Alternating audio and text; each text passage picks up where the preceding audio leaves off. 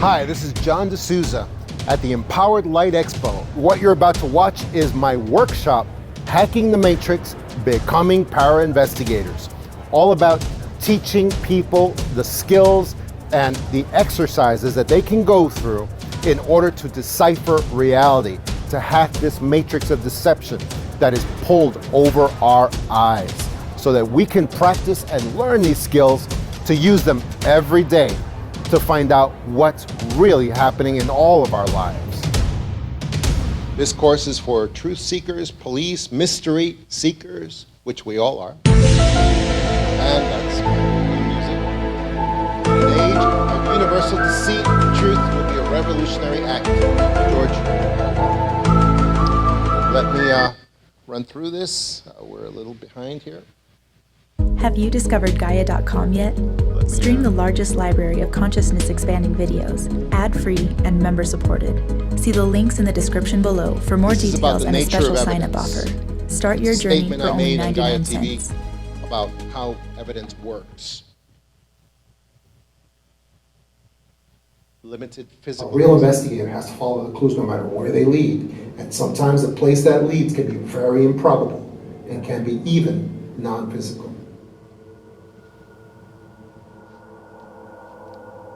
I did have a long career, 25 years, well over 25 years at the FBI as a special agent investigator.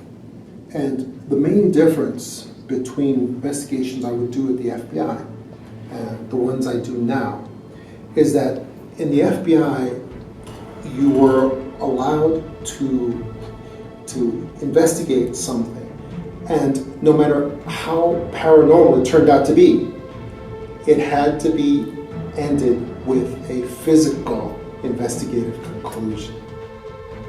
So, for instance, we had the 9/11, the Indigo kids of 9/11, well, which turned out to be a bunch of little kids all over the country that in the days before 9/11, they had prescient experiences of what was going to happen on 9/11 before it happened. And these kids were reported by caretakers, by school teachers, by school bus drivers, by, not by their parents, but by other people.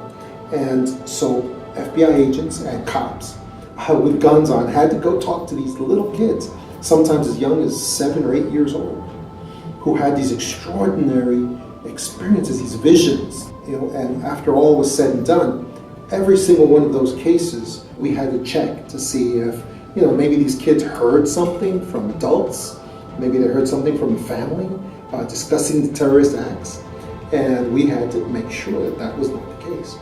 Every single one of those cases were found to be no connection to terrorism. But then, that was it. We weren't allowed to do anything more with those kids because the physical explanation, that was it. That was as far as we were allowed to go.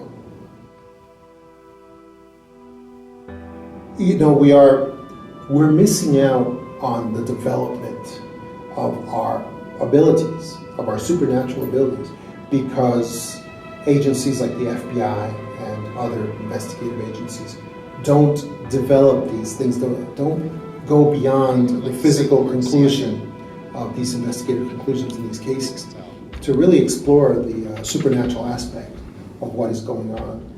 We lose what we could have been. We lose our own abilities to develop ourselves, and it's too bad. That's why we need to work on this amongst ourselves in an independent way, so that people who use supernatural abilities to save lives, instead of being excoriated, burned at the stake, that they are rewarded and developed, and that we use their wisdom to help us develop ours.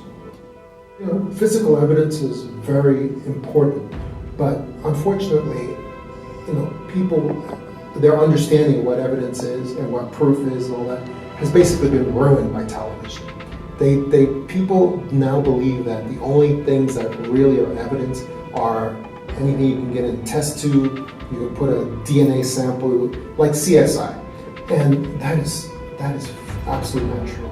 Evidence means anything that just makes a proposition more or less likely to be true, including non-physical things. The moment that you know that there's something supernatural in a case, that there's something genuinely and authentically non-physical, metaphysical, paranormal in a case, is when you've exhausted the physical explanations and there's nothing in the physical explanations that account for what is happening.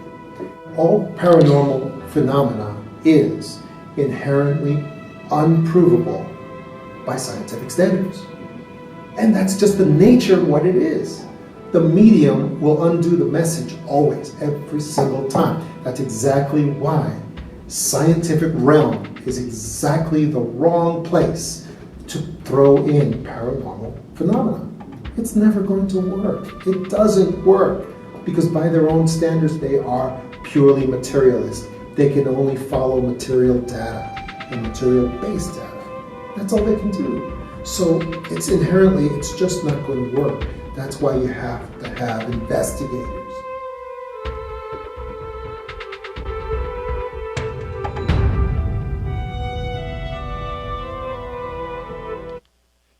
Para-investigation is a systematic inquiry or investigation that utilizes scientific methods initially, but then relies upon intuitive paranormal abilities to resolve crimes and mysteries.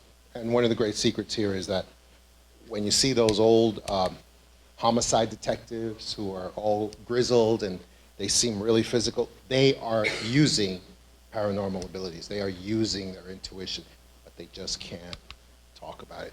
Stuff is based, most of this is based on my first book, The Para-Investigators, True Tales of Supernaturally Gifted Investigators.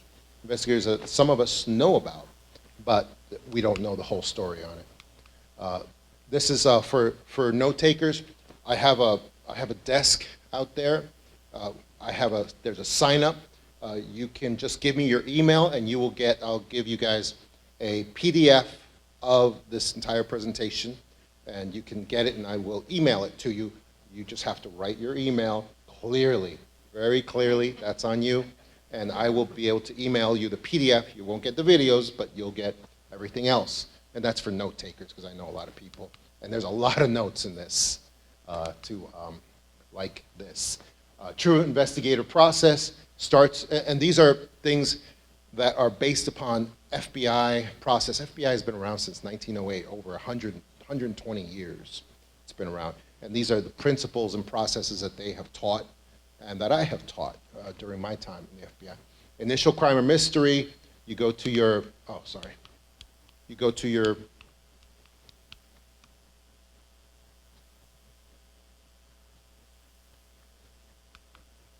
to your initial crime or mystery, you go to your preliminary process, then you go to your 5 S's of the first on the scene, first responders.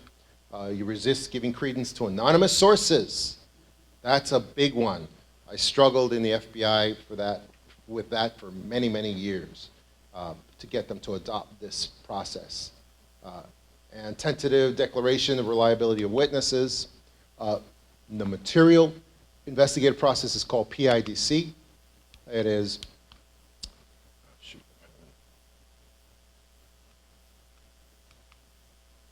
PIDC, which stands for preliminary investigation, investigative follow-up, and blah, blah, blah. You'll get it in the notes. The 5 S's of first on the scene is first people on the scene have to seal the stuff, seal it. Whether you're talking about evidence, residue, witnesses, you seal it up. You separate it. You sample, you survey, and you take statements. One of the secrets here is that there's always witnesses. We're living in a complete surveillance society at this point. You think that there's no cameras? There are. There's smart witnesses, smart criminals who think, oh, there's no cameras in this area. There's always cameras somewhere. So this is the process that has to be followed. And one of the things is when you learn this, you can be at a police investigation. If you don't see these things being done, something's wrong. Something's wrong, either incompetence or maybe corruption. So that's what you have to look at. That's why it's important for civilians to learn this process and how it works. One of the great para investigators was in Olympic Park, Atlanta, Georgia, 1996. It was Richard Jewell, who was a man who became a great hero because he saved a lot of lives back in the Olympic Park, where there was a big party going on, and he was a person who found a suspicious package, and he did, well, we found out later by his own admission, he did a remote viewing into that package, which he never touched, because all this is on camera. We had him on camera the entire time. He never touched the package, he never looked inside, but yet he started running around and flailing his arms and screaming at people, get out of the area, because they weren't listening to him. He set up a police barrier around the package, and people weren't listening to him, so he had to scream at them, get out of the area, because this could be a bomb. So what did the FBI do? What did the New York Times do? They ended up accusing him of being the bomber, because how else could he know? How else could he know that it was a bomb? Welcome to Atlanta's Olympic Stadium for the opening ceremony of these Centennial Olympic Games.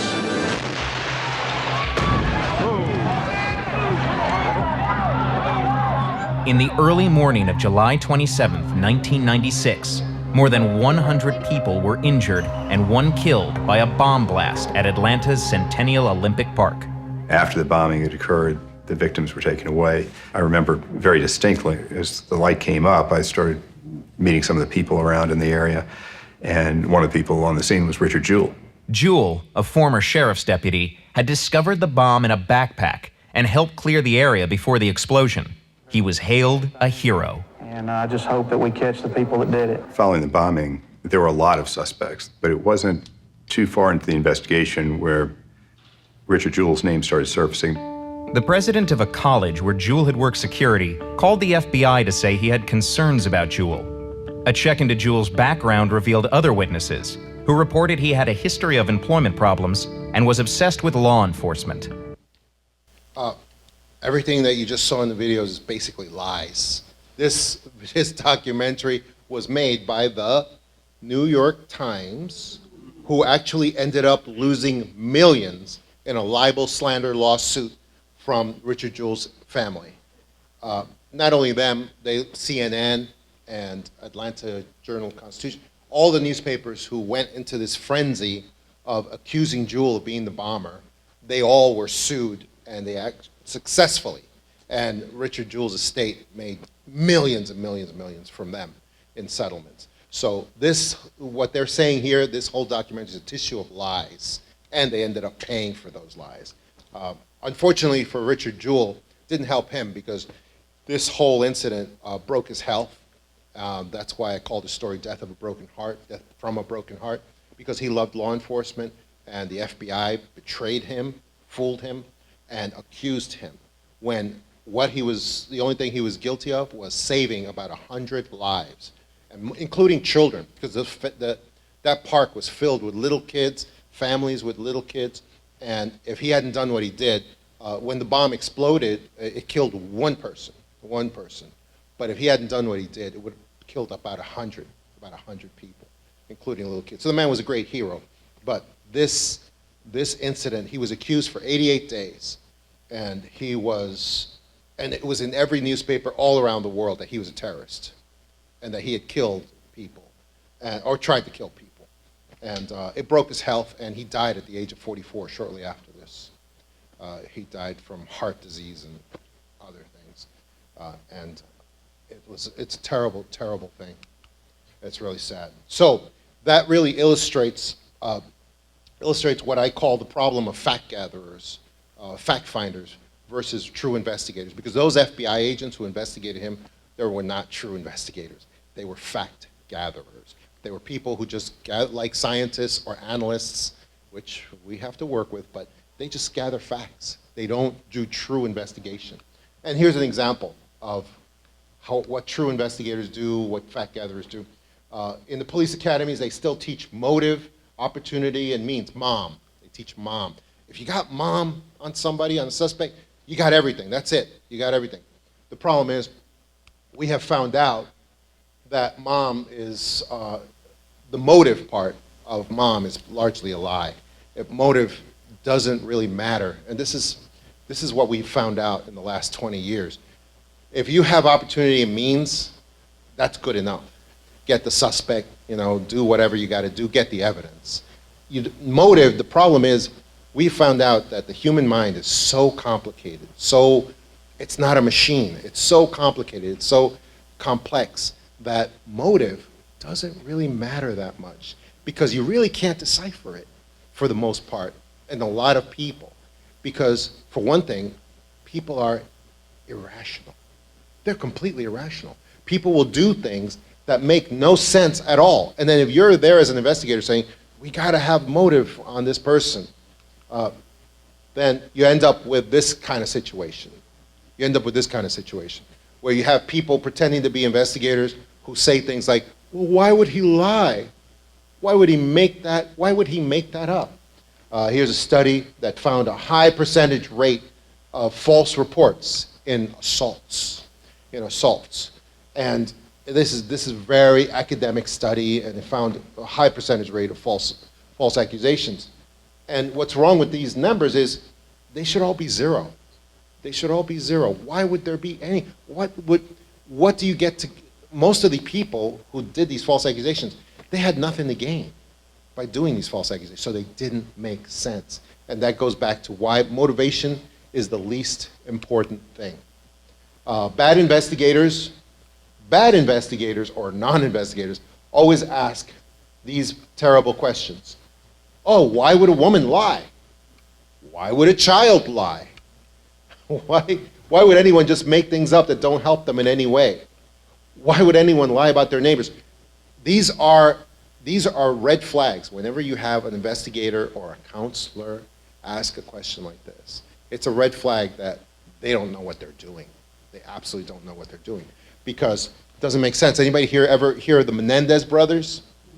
Okay, the Menendez Brothers were two brothers who were involved in drugs and other things like that, and they wanted money. And their parents were rich. But the thing was, their dad had a terrible heart condition. He was already, if they wanted their inheritance, if that's what they were concerned about, their dad was in terrible health. He had gone in and out of hospitals. All they had to do was just sit back and wait a little bit, and their dad was going to pass away, and they would have had their inheritance. So it just didn't make sense that they decided to take two shotguns and blow their parents' face off, their dad's face off, in a very sloppy and ridiculous way. It's against life, and it's because of what I said. People are irrational. That's why we had Salem witch trials. That's why we had Joe McCarthy communist hunts. The Duke lacrosse case, where Tawana Brawley decided to say that the entire lacrosse team had raped her with no evidence that was of any use. The Mcmartin Preschool trial. If you guys want to see the harm that can be done by counselors and other non-investigators, you look up the Mcmartin Preschool trial. This was the most expensive trial in the history of Los Angeles County, and it ran for like 6 years. And so many people lost their careers of working with children, and all charges were finally dropped in 1990. It's an incredible story. And yet all kinds of teachers and principals and people who worked at this school all lost their careers. They lost their livelihood. They lost everything. And the school, of course, had to be shut down. And yet all charges were dropped. No real evidence was ever shown. All you had is a bunch of counselors sitting down with little kids, helping them make up stories about being touched and being led down tunnels and being taken to caves and crazy stuff. And that's what happens when you have bad investigators posing as real investigators. Here's one. Case studies, crimes. I hope nobody's going on a plane right now. This is something we found out on 9/11 for the first time. and a couple of you have discussed this with you before. We found out on 9/11 because we had so many planes crash at the same time. An anonymous FAA official said commercial airliners that crash have higher rates of passenger last-minute cancellations than planes that don't. Okay? You find out in retrospect that planes that crash have more empty seats, last-minute cancellations. There's a famous actor, a movie star, Mark Wahlberg, who on 9/11 he showed up at the airport. He had to get on a plane for an important trip, and he said once he had some terrible feeling in the pit of his stomach. He got cramps or something, and he just canceled his flight at that moment, and he just went home.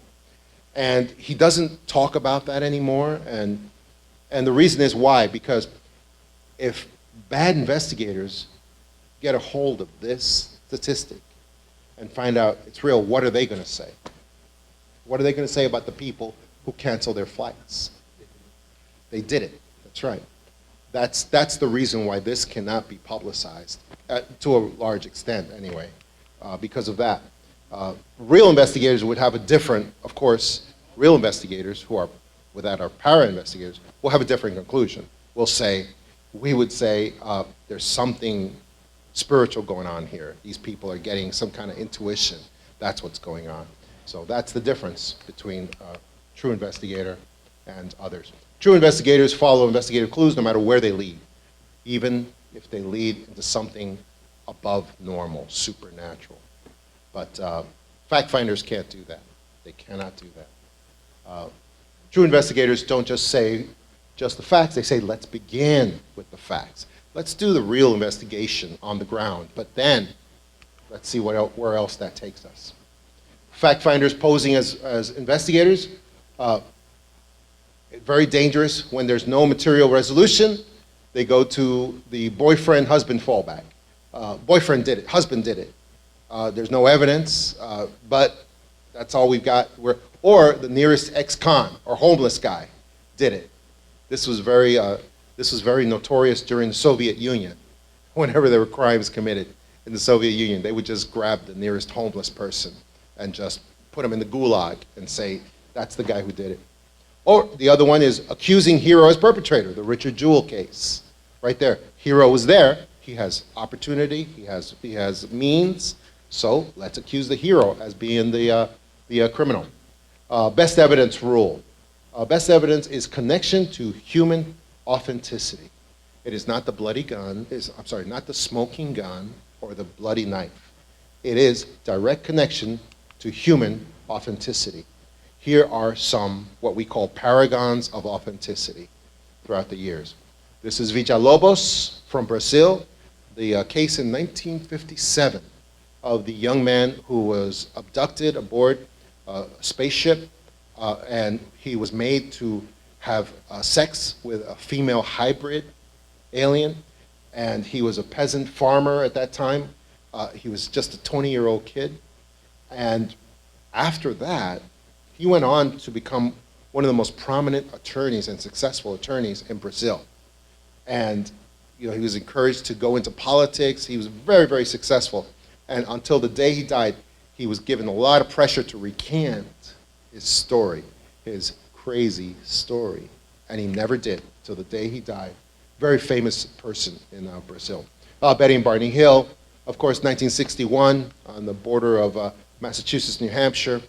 I think it was Route, I don't remember what route, but they were, again, two people that until the day they died, they maintained the veracity of every single detail of their story of abduction. Travis Walton, of course, is famous for having taken, like 10 or 20 polygraphs to show the truth, and always passed every polygraph.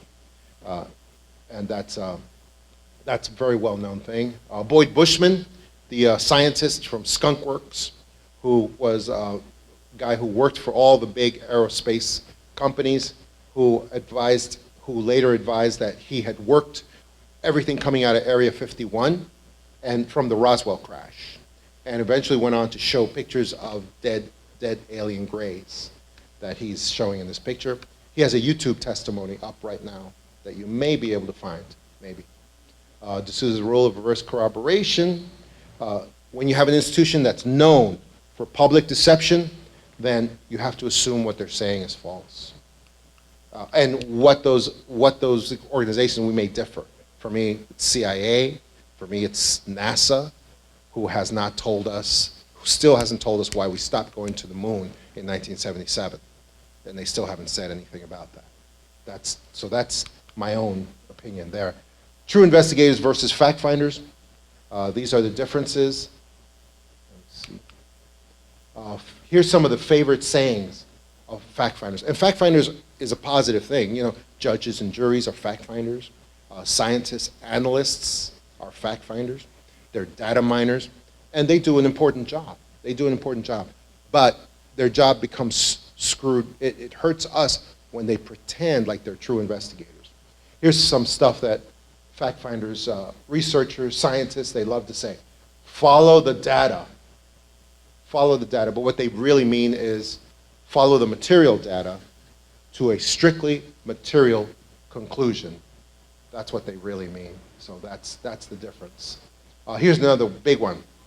Great claims require great evidence. Great claims require great evidence. Well, that's not true, because then we would have no great claims anywhere. For instance, Thomas Edison claimed he could invent the light bulb based on 9,000 failed attempts. That was his evidence. He would never have been allowed to continue by a large corporation. Never. But he knew he could invent the light bulb, and he finally did it. You know, and that was his evidence for that. Here's another big one. Where is your evidence? Which really means prove this to me. Force me to believe. And when you have somebody approach you like that, you always have to, the best thing is always to walk away. Whistleblowers, informants, complainants, and subjects.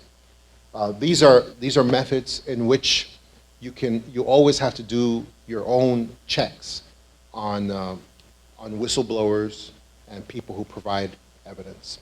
A real easy trick that I always tell people, I think I was discussing this with Jason Quitt recently, is that whenever you have somebody come forward, whistleblowers, you just take some of their unique phrases like, you know, when I do my presentation, I have lots of unique phrases that I give people. You take those and you use them as search strings. Go into like there's something called the Wayback Machine, and also on the internet, and you can search those word strings to see anybody else has used them. If so, was it somebody that was close to the whistleblower? Was it somebody that they were associated with in the past? You know, and then you can match up and you start to find out if their stuff is original or not. Is it stolen? Is it taken from somebody else, where they just took their ideas and just expanded it into their own thing? That's a really important one. Looking at this board right here, I would not question, I personally, and that's just my own way of being, I would not question the integrity of anybody on this board except this freaking group right here. Look at these guys. You know who they are? They're a bunch of former CIA and Department of Defense officials from the Pentagon who all have spent their lives deceiving the public. And then they retired one day, supposedly they retired one day before they appeared here on this stage. And then they said, oh no, now we're here to tell the truth about disclosure. And we're going to be helped by CNN and Fox News and all the mainstream media outlets, and we're all telling you the truth about disclosure. Okay, that's what we're going to do. So, to me, from my experience, these are the only guys that I absolutely am wary of, and unfortunately, they got this guy fooled, and he's doing whatever they want him to do. But that's what I would be aware of as far as whistleblowers, very much so, because the real world doesn't work that way. It really doesn't. And here's some more methodologies for proving whether whistleblowers are telling the truth, whether their material is good or not.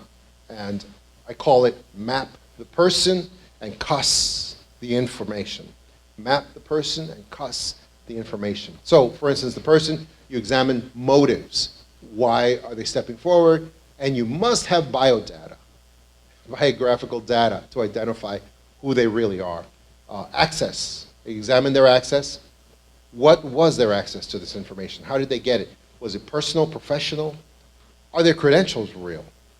And persona assessment. This is very big. This is all FBI procedure developed over the last 100 years, 120 years, basically. Is the person stable, reliable, consistent?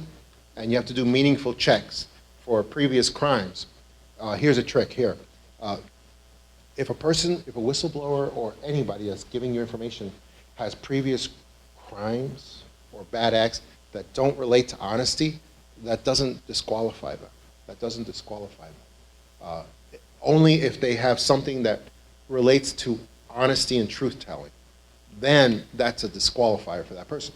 You know, if you have the guy from Les Miserables who stole a loaf of bread to feed his family, you know, then that doesn't really have any effect on whether they're telling the truth in their information.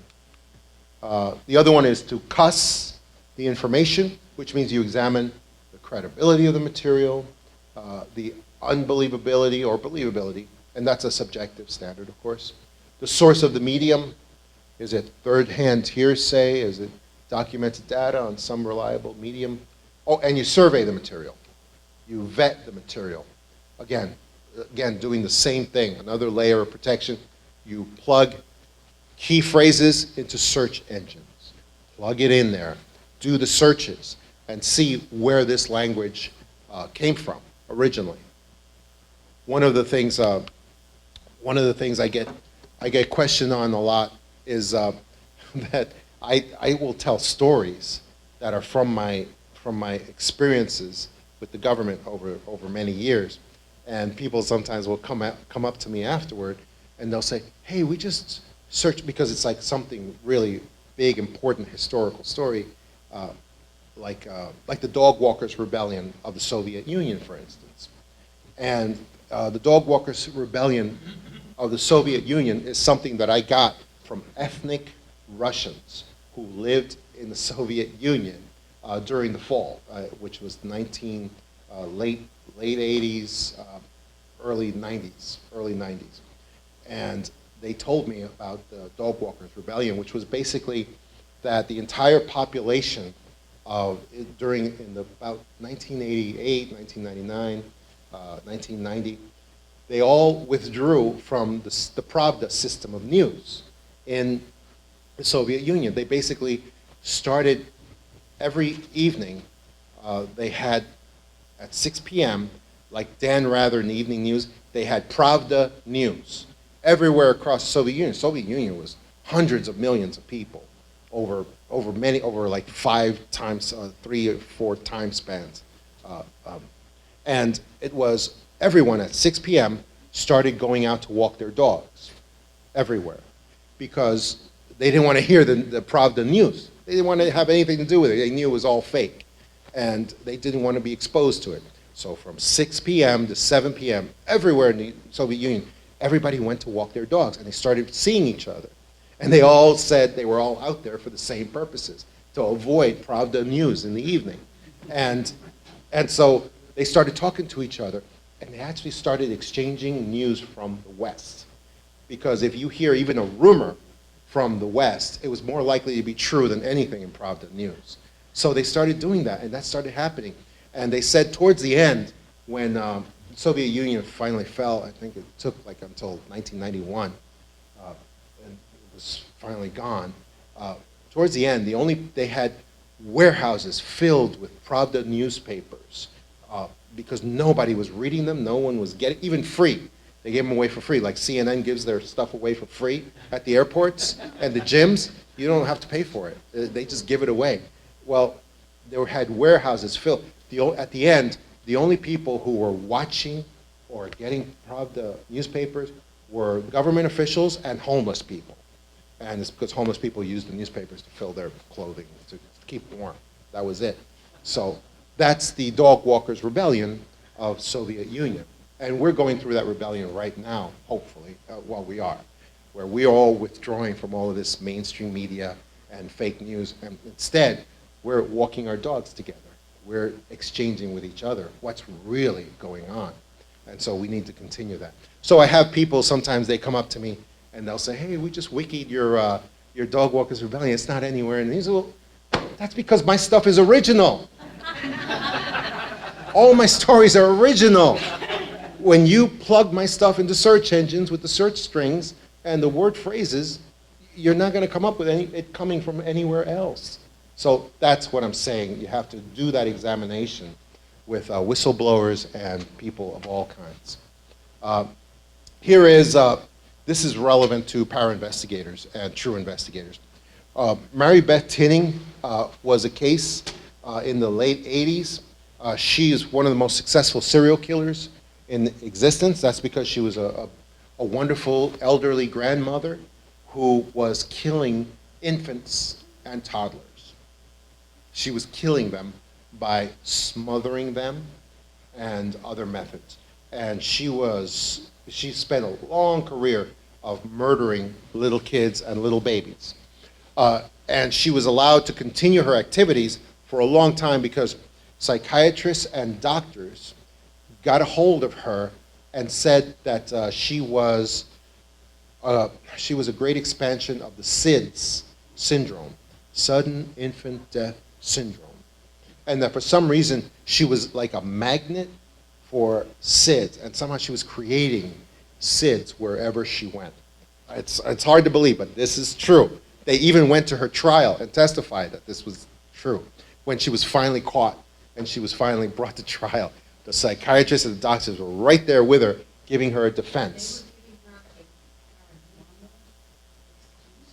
Well, no, they were saying it's medical and scientific. As a matter of fact, it's in all the science journals and all the medical journals to this day. As a matter of fact, they used her to create something called Van Munchausen's syndrome by proxy.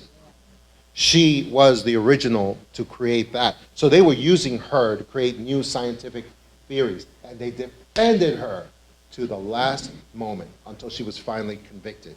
And she would have never, but this story is really about two state troopers, New York state troopers, who went to school with her.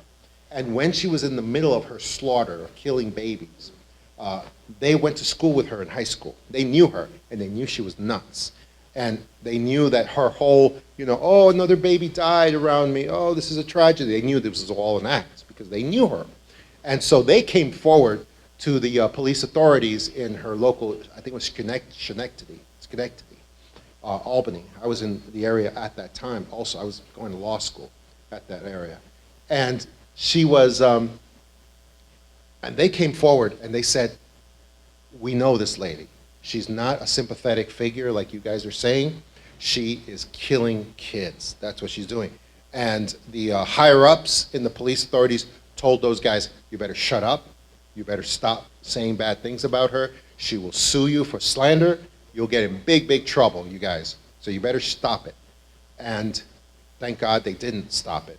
They came back, and one of the things that they noticed, and this is paranormal, they noticed that she was very parallel to another very famous serial killer named Amelia Dyer from England, the most successful serial killer in England's history, UK's history.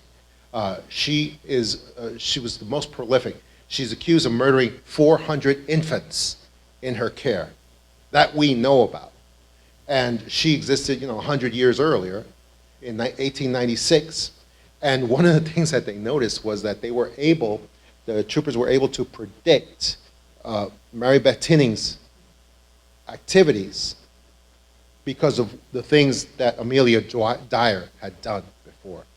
As a matter of fact, and this is a really freaky thing, if you go and you look at the ads that Mary Beth Tinning would put in the newspaper to take care of kids, a lot of the wording was exactly parallel to the wording that Amelia Dyer had used 100 years earlier. It was almost the exact same wording. As a matter of fact, Mary Beth Tinning would refer to a respectable husband who works in the medical industry and who is of great assistance during any times, any crisis that may come up. Amelia Dyer actually had the exact same husband, apparently, and wrote about that in her ads. To bring your kids, I have a medical professional standing by in case anything happens. It was really odd, but they were actually able to predict the stuff that Mary Beth Tinning would do because of what Amelia Dyer did. Mary Beth Tinning finally stopped calling the emergency room and calling doctors when the babies were dying. She would just let them die and just report it 2 days later. And that finally started happening. And that was finally her undoing, actually. But Amelia Dyer had done the same thing. That's how she had finally been caught.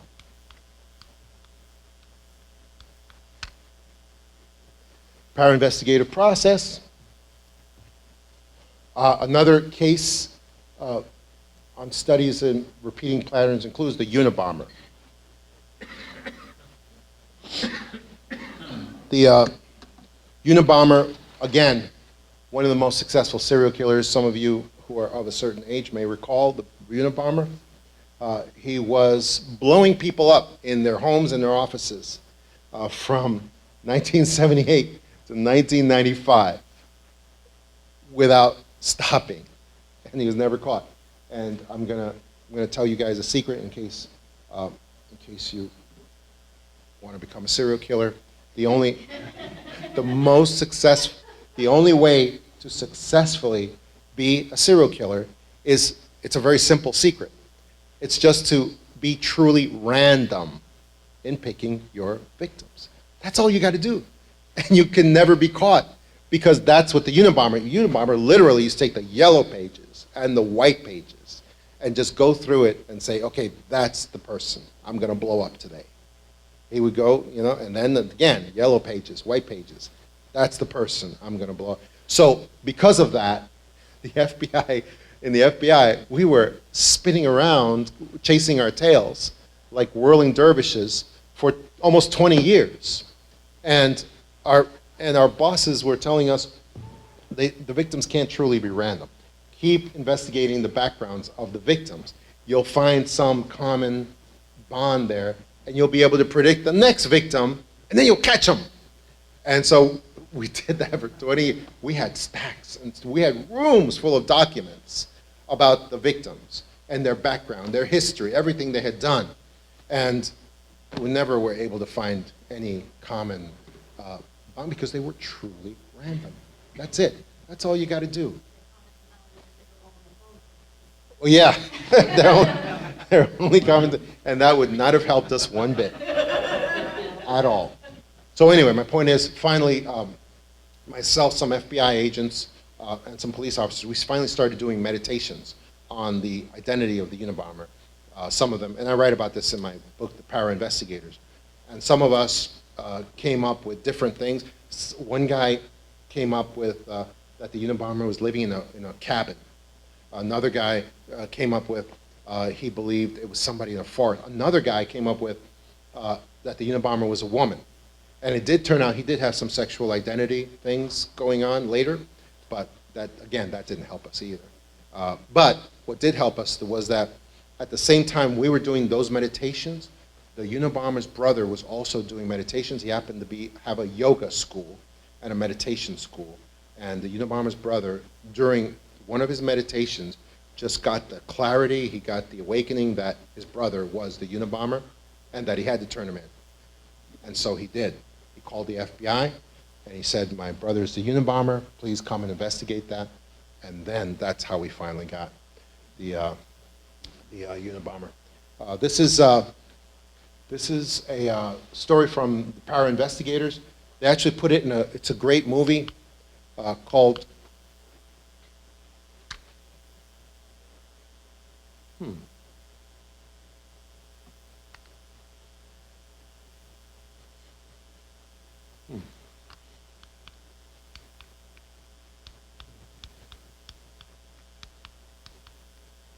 You Are Why. Well, that one's not.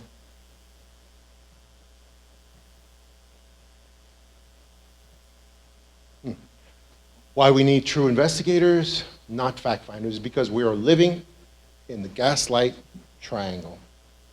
We are living in the gaslight triangle. It is a triangle made up of fake news, mainstream news, corporate news, which is, it's all fake, or it's all leading us down the wrong way. Government authority fakery, and establishment science, mainstream science, because they have so much authority. Because we're all taught that science and MDs and doctors, they gotta be looking out for us. They gotta be telling the truth. And they're actually not. The reason for the gaslight triangle is the globalist agenda against the Western world. These are the agenda items that will never go away. They will never stop. They will never, ever completely go away no matter what. Of course, the first one is depopulation, which includes legal, widespread, politicized abortion, endless wars, GMO foods, big pharma, depopulation. Again, these are not political realities, but unfortunately, the cabal, the elite powers in control, have conditioned us that these are political things when they're not. They're issues of human survival. They're issues of basic human rights. Number two, civilian disarmament. You gotta disarm a population before you can kill them. That's it.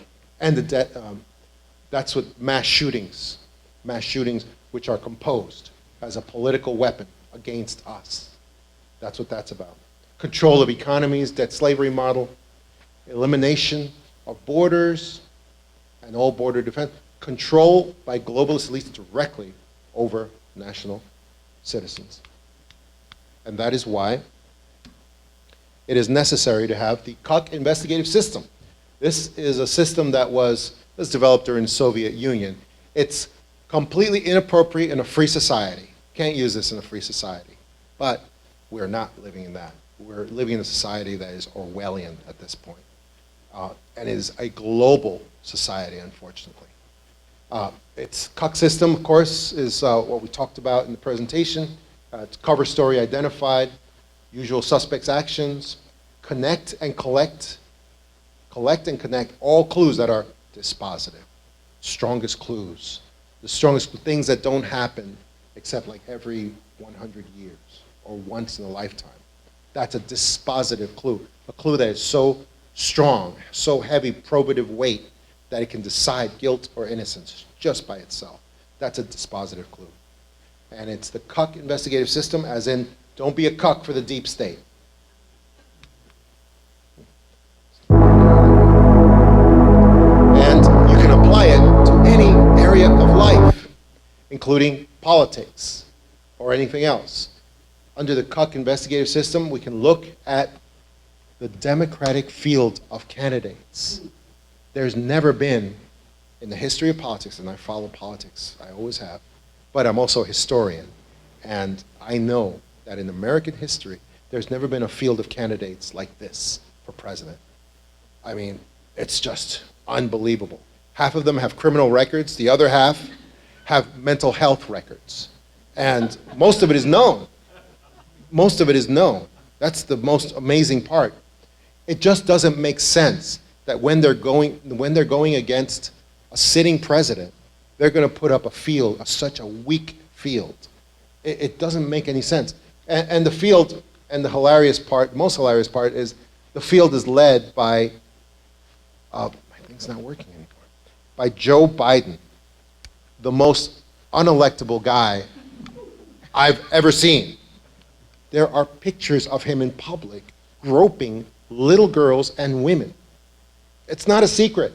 There's pictures everywhere and video of him groping, assaulting little girls in public. I couldn't say that unless it was true, but most of you probably know, I'm sure.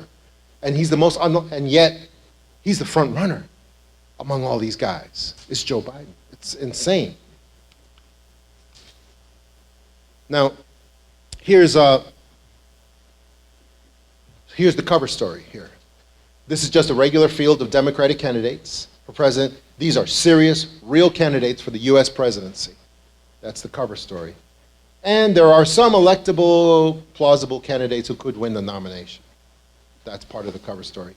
Usual suspects' actions, in this case, thousands of media outlets, all reporting the exact same cover story.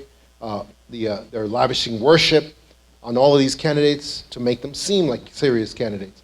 And Joe Biden is the front runner in this field of legless wonders.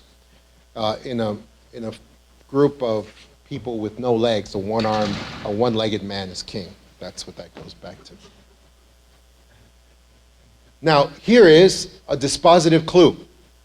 For the first, and you guys can look this up, please trust but verify. Do your own research. For the first time in American history, a former sitting US president has refused to endorse his own vice president running for US president. This has never happened before. Obama has refused to endorse Biden, a guy he was sitting with for 8 years. For 8 years. That's called a strong clue, okay? The corporate media is not allowed to ask or even mention this extraordinary event. Folks, I'm not talking about like in the last 100 years. I'm talking about in the history of the United States. The 350 years history of the United States. This has never happened before, that a sitting president refuses to endorse his own vice president. You see? That's why this is such a strong clue. The corporate media is not allowed to ask about it.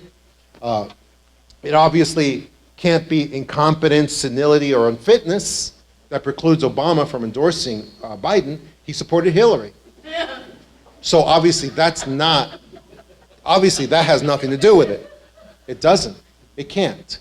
Well, the answer is he's saving his most important endorsement for someone else. Someone who's going to benefit from his endorsement to a higher degree than anyone else in the world.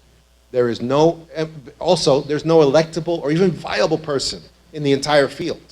There just isn't. Oh, it's not working. Knowledge from the investigative conclusion. And don't read ahead at the end. There's only one person as closely associated to Obama as Biden. So that person would benefit most from his presidential endorsement. There is only one person that all the media, the Hollywood, and the usual suspect would unify behind so resolutely that they might have a chance against a sitting US president. Final conclusion.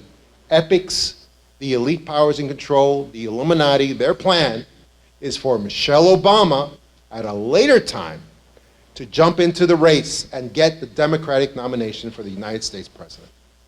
That's the conclusion. I didn't say it would be easy. It's Big Mike, by the way. It's a little crazy. Say again? She's Big Mike. Big Mike? Yeah.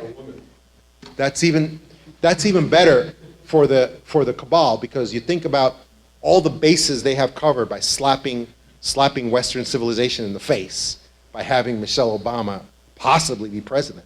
I mean, they'd have so many bases covered as far as insulting the United States, the way they did with Obama. It's just a win-win-win for them. So that's why this is the plan. I'm not asking if it's the plan. I'm telling you guys, this is the plan right now.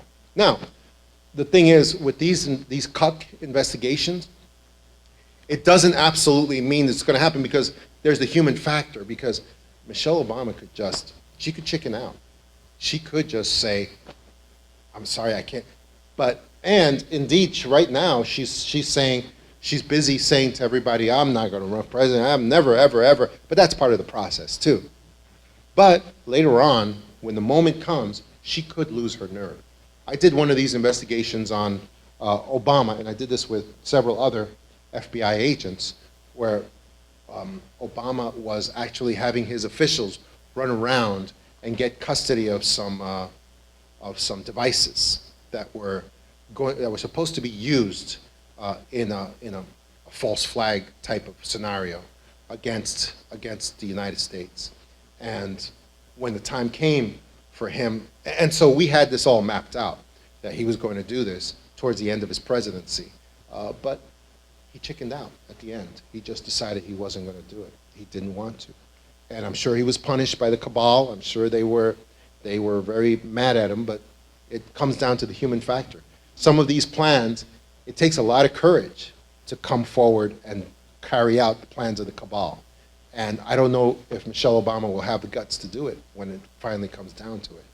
But as of right now, she is going to do it. She is. So we'll see. We'll see what happens ultimately. So here's another case study under the Cuck investigative system. Worst mass shootings in American history. Here they are. Do you notice a trend with all of these shootings? They're going from the bottom up, from the bottom up.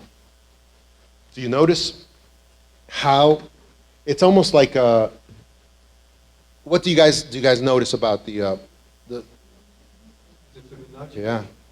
yeah, it's increasing exponentially as far as how many people get killed at these things. Now, anybody who's had experience with firearms, and I know there's a couple of you in here, you know it's extremely difficult to make sure that you kill someone on the fly when you're with you got a weapon, and because you have to get the vital organs, and you have to do it the right way. And when you're in a wild, chaotic situation, it's very hard to do that, especially under this fake system that we're under, where everybody's a lone wolf. Remember those code words? Lone wolf. Everybody's a lone wolf. There's no organizations involved in this. There's no other perpetrators we have to hunt down. We don't have a reason to keep the police investigation open. It's a lone wolf. So now keep in mind, in this chart, every single person is a lone wolf. That means one person, one guy with all these guns. And yet, he's able to kill 49 people in a single incident, or 59 people in a single incident by himself.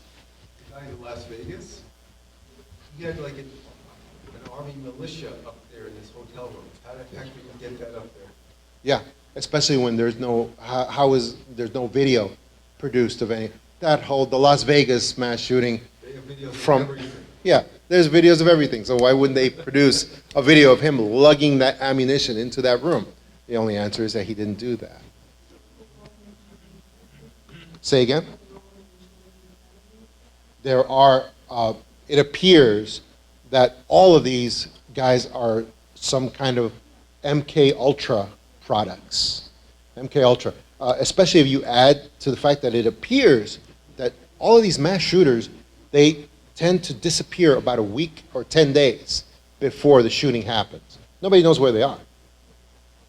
And so, for instance, Q tells us, who's probably the most reliable source of information today in this society, Q tells us that there are something called counselors that are involved with all of these mass shooters.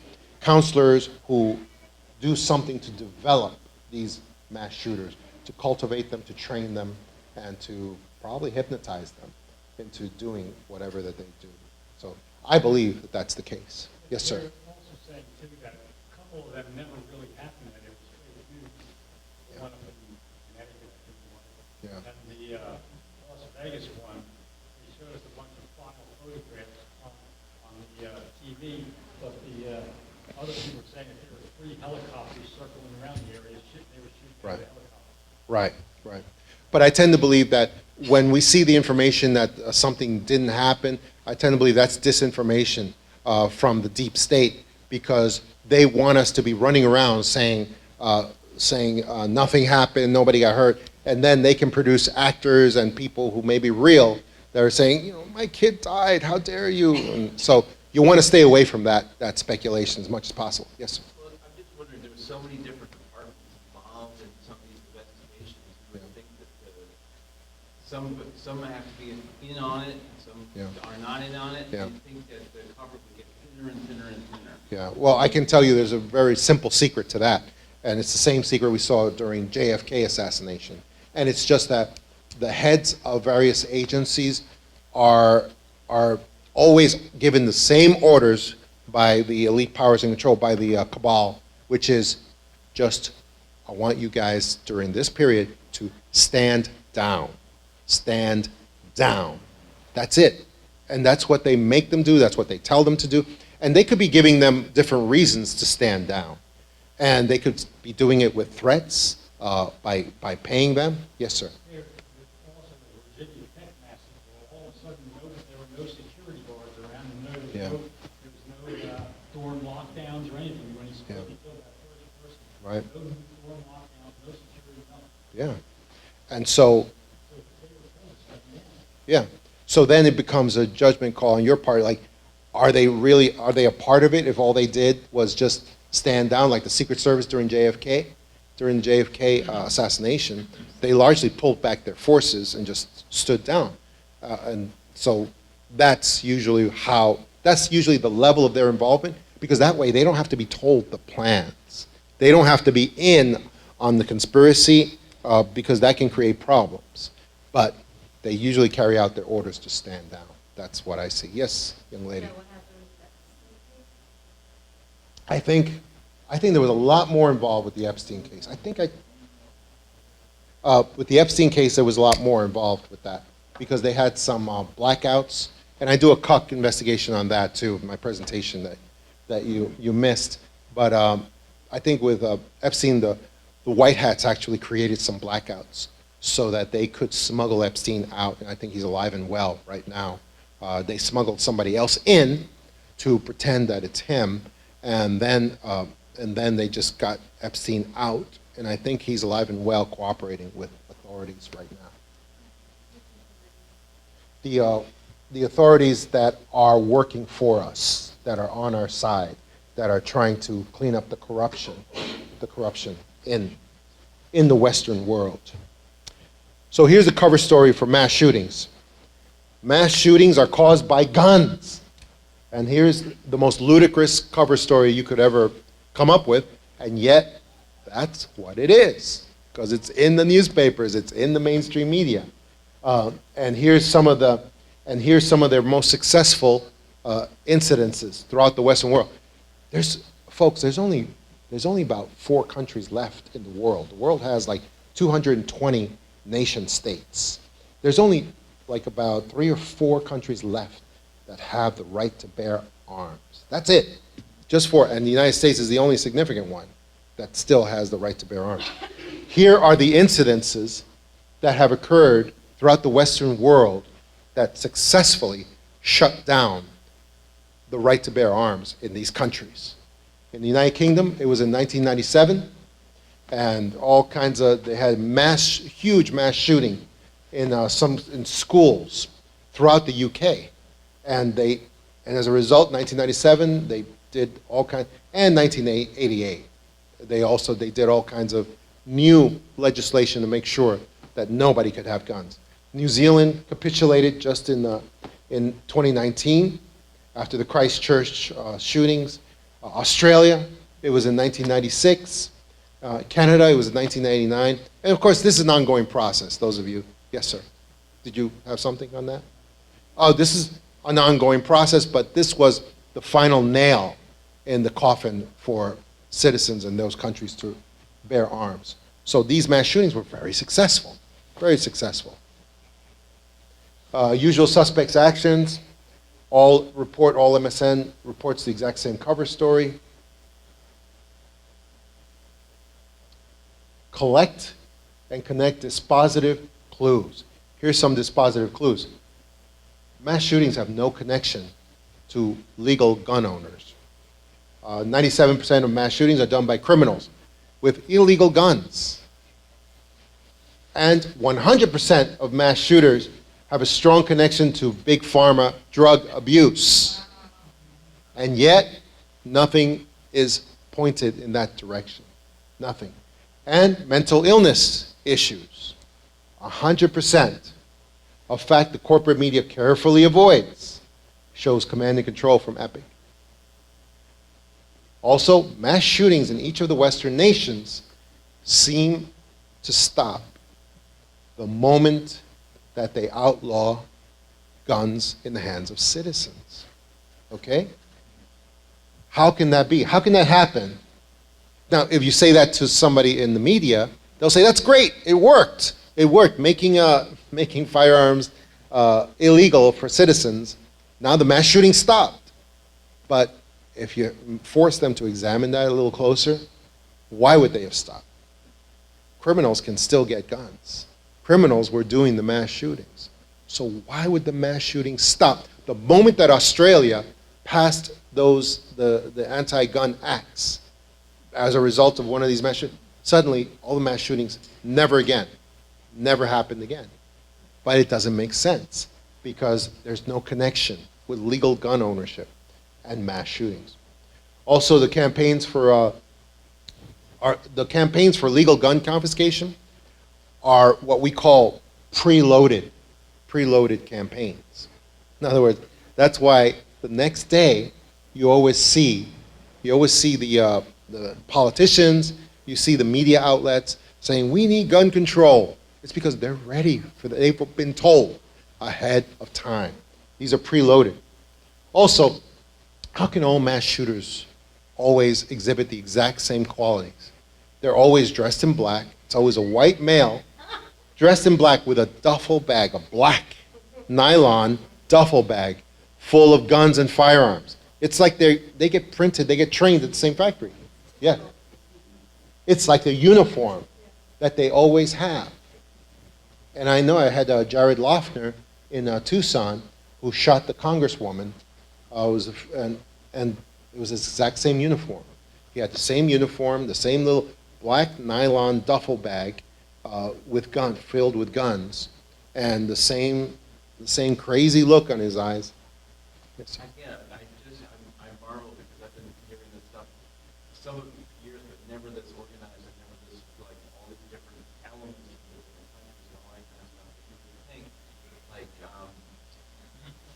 there's enough people, if enough people were to understand this thing, the whole agenda would fall apart. And it doesn't seem to be, and it's, it's frustrating because it seems so thin, so, focused. Yeah. Yeah. Well, one of the problems with that, it's like the same thing that people say. I don't watch CNN for the same reason that I don't drink from the toilet. So people feel good when people say, "Oh, New York Times, their circulation is bottoming out. It's going to." Nobody's buying the New York Times. Nobody's watching CNN anymore. Oh, they're going to get canceled. They're going to get closed down. No, they're not, because they don't need to make money. CNN doesn't need to make money. New York Times doesn't need to make money. Why? Because they're funded by the globalists. The globalists have the central banks. They've got your money already. So CNN doesn't need to ever make a penny. Neither does the New York Times. Neither does neither does the Democratic Party. You know, Starbucks coffee? Yeah. Every one of the locations, like something at New York Times. Yeah, exactly. Exactly. Okay. Yeah. Yeah. Even in the newspaper, they said in the New York Times, they're proving it that one same paper, and it said for the white collar and for the worker man, it said one's for Trump and one's not for Trump. Yeah. And it showed what the shoe on the front of the shoe. Yeah. They're lying. It's bogus. One's to go for Trump, one's not. Oh yeah. When I was, that's one of the reasons I had so much disdain for government higher up officials. Whenever I was in Washington, D.C., working with higher up government officials, they all had copies of the New York Times every morning that they were reading. They were reading it for information, like psychotic. And I never saw any real people throughout Washington, D.C. with the New York Times. They didn't read it. They didn't look at it. Nobody did. But when you're around those government, because New York Times, it's for these elites, these East Coast elites, to be able to manipulate the rest of the population. It's just awful, and a lot of awful people find their own level. It's amazing. Yes. So we have these campaigns that are preloaded. We have all of these dispositive clues about mass shooters, and it finally leads us to the final investigative conclusion. Mass shootings do not appear to be organic. Organic simply in the sense that naturally occurring. They're not. They're not naturally occurring. They are being composed. They are being put together. They are being artificially created. By who? By the cabal, by the elite powers in control, by the bad people who are seeking that agenda against us. Exactly. Non-organic means a plan and a pattern is being carried out. And due to all the exact repeating phrases, circumstances, conditions of all of these mass shootings, they are being composed. They're being carefully organized, executed events. And the final is only Epic or the cabal has the power and the power to cover up and the power to suppress anybody looking into this sort of thing. Yeah.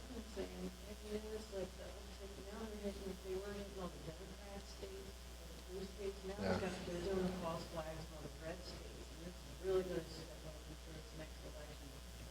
Watching it. I said that a couple of months ago. My dad's a hardcore Republican. He laughed.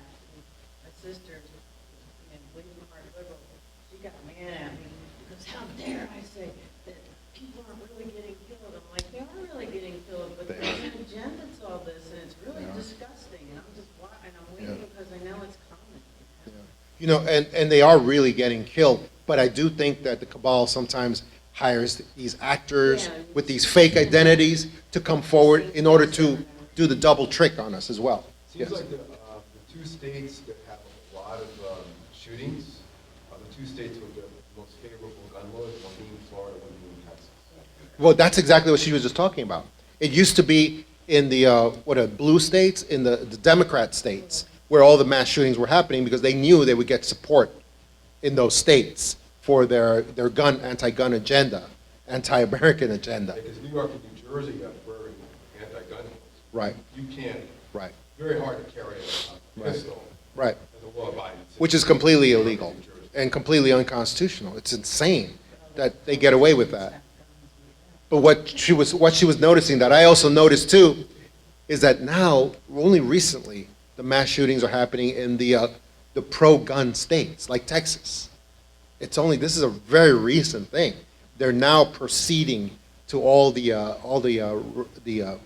right-wing states, which is of great concern to me in Arizona as well. So that's happening now.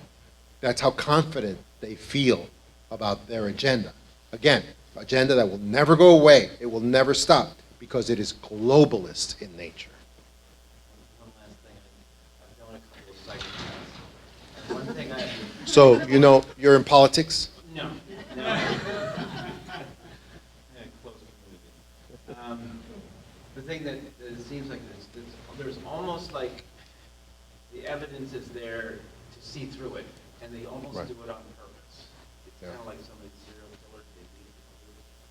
And there's so many clues that it's almost like with purpose they're being revealed. I don't know. I mean, maybe that's whatever it is, but it just seems that the work of psychopaths, there is a certain pattern. Well, one of the things that, and this is something that David Icke talks about a lot, and I believe it's true. One of the things about the cabal, the Illuminati, these controllers behind the scenes, the 12 bloodline, the 13 bloodlines that have been going on and on for thousands of years with the central banks, the central banking dynasties. One of the things about them is that they appear to have, at the top of their dynasties, they are demonic. They are demonic, and they are reptilian in nature, and they do not have creative imagination. They don't have creative imagination. And this is a thing that if you do religious studies, you'll see that this is the case.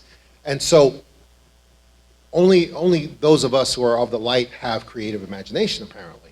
That's a real thing. And so what happens is they have these scripts that they follow, that have been scripts that have been going on for thousands of years. These things were being done in the Roman Empire by Nero and by Caligula, and by all the terrible, all the worst elements of the Roman Empire.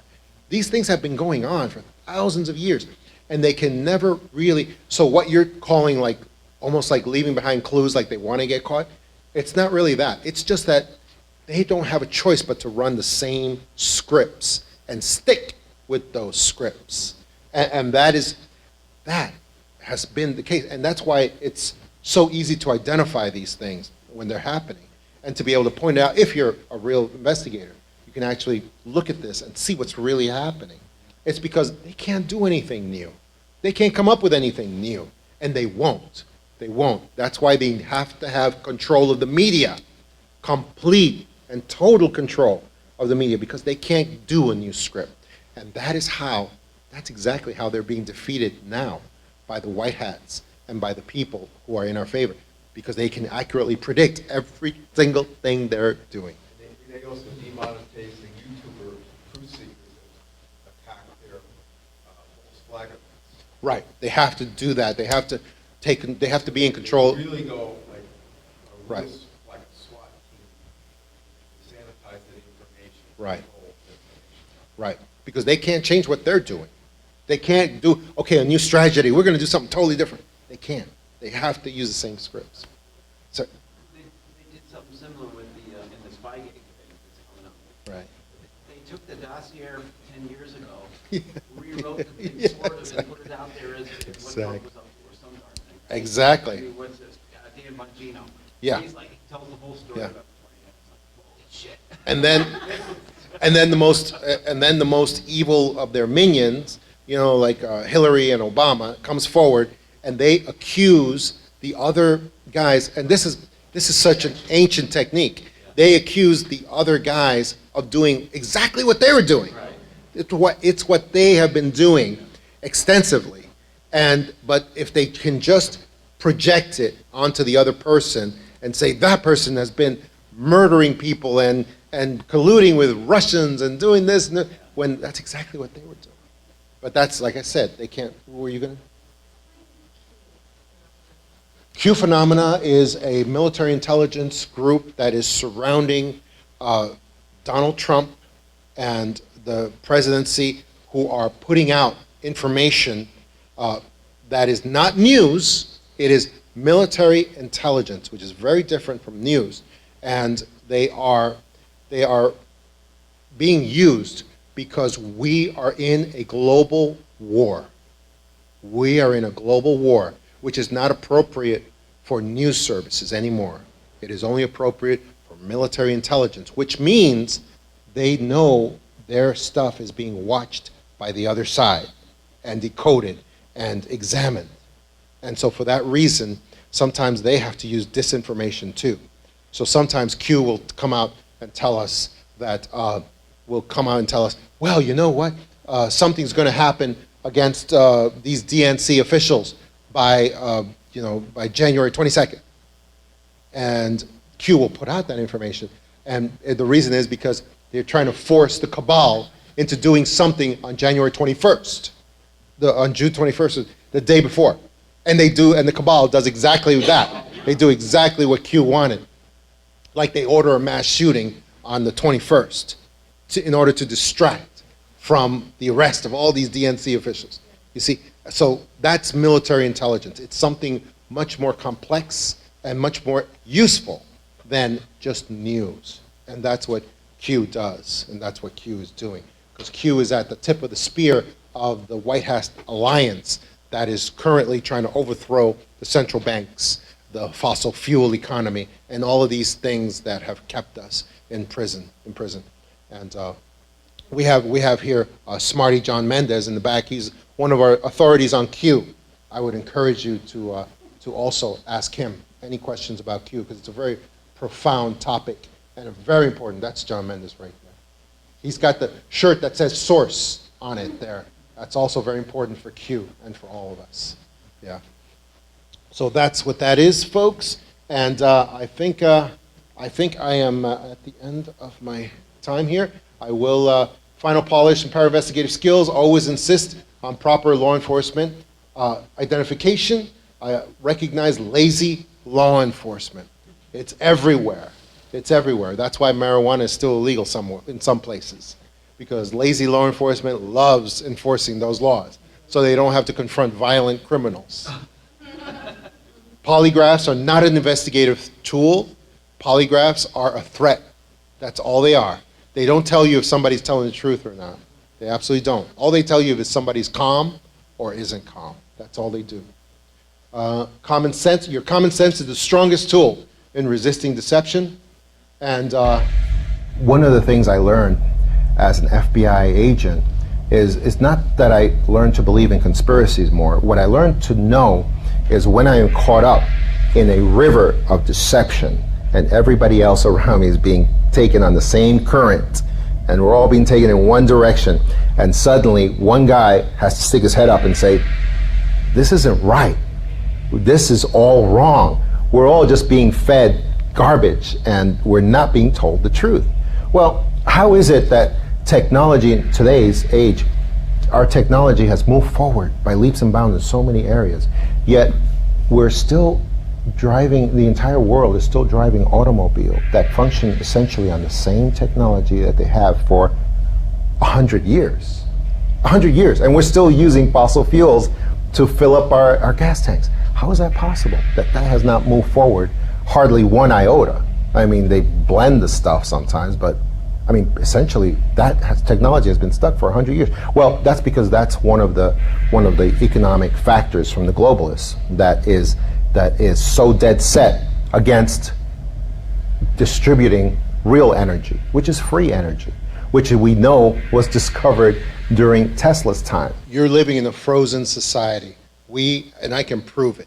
We've been living in a society that's been frozen for about 100 years, since 1908, folks. This cannot be organic. Since 1908, when the first Model T Ford rolled off the assembly line, we are still using the same technology in all the basic areas of life that affect our quality of life. Nothing has moved forward. You got your plasma screens have gotten bigger, your certain computer chips have gotten smaller, but other than that, that's just nibbling around the edges. All the basic things have remained completely frozen, and it's unbelievable. Planes have not changed. 50, 60 years? In essentially 100 years. It's exactly. The seats got smaller. Exactly. It's that, and that is what we need. How could we not have free energy yet? How could we not have free healing yet? Well, we are now at the point. And that was Above Majestic. I encourage everyone to pre-order Cosmic Secret, the next movie in Above Majestic series. It's coming out. It's going to be available very soon. And we talk more about this. Oh, and all the streaming services, Amazon and all the streaming services. So that's available now? Yeah, Above Majestic is, yeah. This was the #1 documentary in the country for several months. I think Laura was in it with me, Laura Eisenhower, and many, many other people as well. Do you have something else? And so we talk more about this. So again, guys, so like I said, yeah, Cosmic Secret is going to be available for pre-order very soon, and that's the next one in that series. And in the meantime, please visit my table where I have my books for sale, and I will have the sign up. If you want the PDF of this workshop, you give me your email, legible, very clear, write it very slowly and clearly so I can read it, and I will send you the PDF of this workshop so you can have it, and that way you don't have to just depend on your notes there, just in case they're a little scribbly. So that's it. That's what I got for you guys, and thank you very much.